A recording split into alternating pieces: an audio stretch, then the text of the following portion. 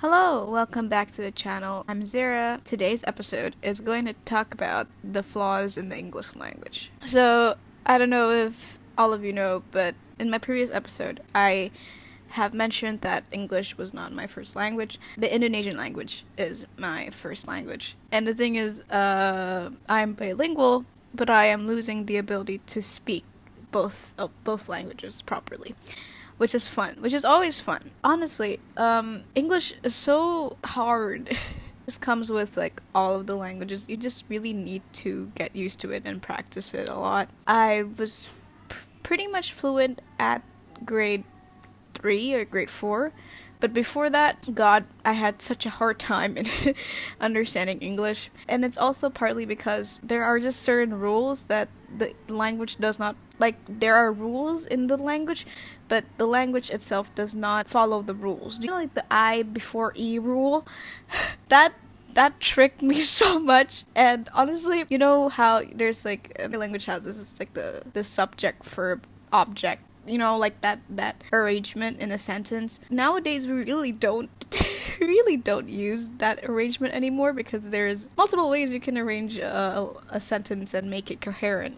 What I really want to talk about are words that I easily confuse. Two English words that I easily confuse, and I really don't know the difference between the two sometimes. I think it's a me thing, honestly. Okay, first is commendable and condemnable. They're not exactly homophones, right? Homophones are words that sound the same but mean different things, but they're so similar, and their definitions are so different, right? Commendable is you praising someone.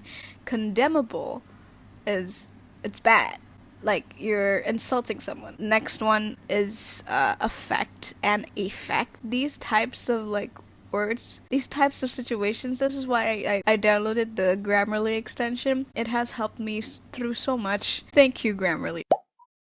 But anyways, affect and effect. I think affect with an A is a verb and affect with an E is a noun. I still don't know the appropriate situation to use either of them. Sometimes, okay? Sometimes. Sometimes it's clear, like, which one you can use. Like, it affects me, you use the verb, right? And if it's, like, visual effects, then it's the noun, right? And then, oh god, bear and bear. This is a homophone, so they sound the same. And honestly, like, you know when people say, oh, please bear with me, I still think about B-A-R-E, because there is no way